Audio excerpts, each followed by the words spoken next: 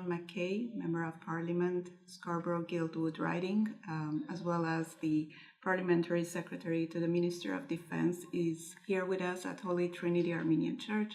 It is our honor to welcome you back to our church. Well, thank you. Very nice to have you here. It's been an amazing journey over the years. We've watched you serve this community, and we've benefited from your services, and your devotion is no secret to any of us. It's always interesting to know when you have a family, wife, 5 children, and you have such a big role. And 3 grandchildren. And 3 grandchildren, yes. Wonderful. We didn't know that. One wonders, how could you balance this responsibility of serving the community as well as balancing the family life? Can you tell us a little about it? You have to start with a saintly wife. Yeah. And if your wife's not a saint, you've got a big problem. That's an interesting question, and it's not all one way. Mm-hmm. Yes, I was away a lot when the kids were growing up. On the other hand, all of my children have, in one way or another, been quite influenced by what I've been able to do over the course of, well, I'm starting my 20th year. Oh. My goodness. I'm starting to feel old. And so a role model to them. Well, that's an interesting thing. So, of my 3 daughters, one did a master's degree, an MBA in corporate social responsibility, which has been an interest of mine. Mm-hmm. And she now works for a large corporation and has quite an influence on that large corporation in their corporate social responsibility. Right. Another daughter did a degree at Queen's in global studies, which has been another interest of mine, mm-hmm. and she now works for World Vision. And another daughter, she is a pastor at a large evangelical church, and her role is to link entrepreneurs with mentors and funding sources, and do business Christianly. Oh, that's very interesting. So, I like to think that they might have been paying a little bit of attention to what Dad was doing as they were growing up, and I think it has had an influence on there. Now, I would have liked one of the daughters to be a lawyer, but yeah. Well, what can you do? Yeah. But it's amazing to hear that, and of course about your wife, I'm sure she has. She's definitely she's a saint. Strong lady, yes, as well as a saint. Yeah. Yes. Yeah. The other question we've had, we are really following up on the work that the government has been doing for seniors and supporting them with whatever their needs are and the services in the community. And we would like to ask you a little bit about the New Horizon project, as our church was a lucky recipient of a grant of $21,000, and we have plans to have computer training sessions for them starting very soon. Could you tell us Do you think I could join bit? that? Absolutely. Yeah. You will be the first. Nice. But if you could tell us a little bit about it, the New Horizon program. Well, let's go to 35,000 feet and then come down. Okay. The demographics of this country are such that we have an aging population. Mm-hmm. So that's number one. Number two, the reality of our population is that it's going to be working longer, mm-hmm. post 65, if you will. That the internet and everything associated with the internet is becoming more and more and more important. Mm-hmm. And 3, that if those 2 trends, you put those 2 trends together, an aging population and people working in some fashion or another, whether it's full-time or part-time, or just navigating the realities of life, yes. Computer training is going to be a necessity. So for people like me, who grew up without computers, I actually use pen and pencils. Mm-hmm. You must have a good handwriting. I don't think so. My children joke about my signature.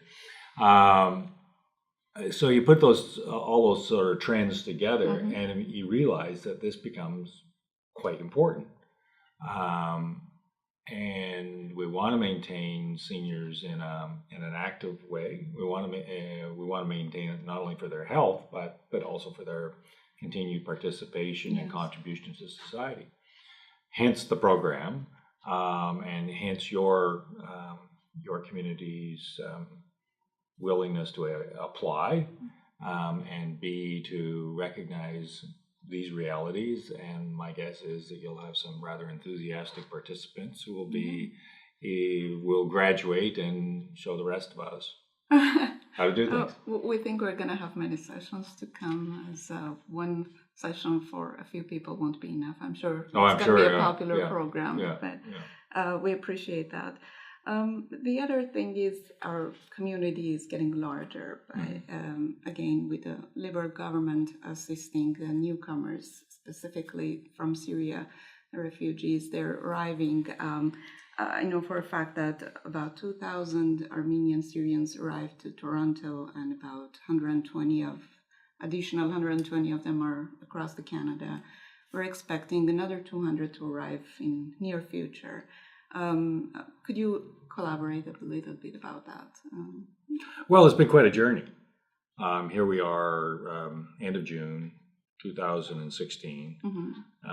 If we were sitting here at the end of June 2015, who could have imagined, A, that we would have won the election, B, that Mr. Trudeau, in the middle of the election, had a absolutely visceral reaction to the plight of the Syrian refugees, and made a pledge to expand our refugee program right there on the spot. And then who would have imagined that one of the first things he did as the Prime Minister says, let's just do this. And they just devoted massive amounts of refugee resources to processing, and that has gone viral. The Prime Minister welcoming refugees at Pearson Airport is an image that I think is a wonderful image for Canada. And the other interesting part for me has been the way in which the communities have stepped up. Like yours. Yours is not an exclusive story, but yours is a very typical story. And it's been quite amazing, to the point. I just came back from Washington 2 days ago. We were meeting with senators and congressmen. Almost without exception, they mentioned the fact that we had pulled in this massive amount of refugees. Now, the United States has gone in the exact opposite question. That's true. They've turtled. Everybody's a terrorist in the United States, and we've approached it very much differently, and saying everybody's a refugee. We're not fools about screening, and we screen very thoroughly. But you have to be responsible. You have to respond. You have to respond to the plight of these people. Yes. And if you don't, I don't know, what are you doing in government? So, what would your message be specifically to our Armenian Syrian newcomers to Canada, to Toronto? They will be watching this. To the larger population, I would say open up your hearts and your minds. To the refugee population, specifically the Armenians, you've finally found a safe place. And I hope that becomes just simply part of your life, that you are safe and that you are able to participate fully. And more particularly, your children will be able to participate fully in our society and enjoy the same level of prosperity that the larger Armenian Canadian community enjoys. But it's not only our prosperity, but participation. That's true. You know, the Armenian community is the gold standard. Thank you very much for that. Thank you for your time, and it was very nice to have you here with us. Well, thank you. That's good.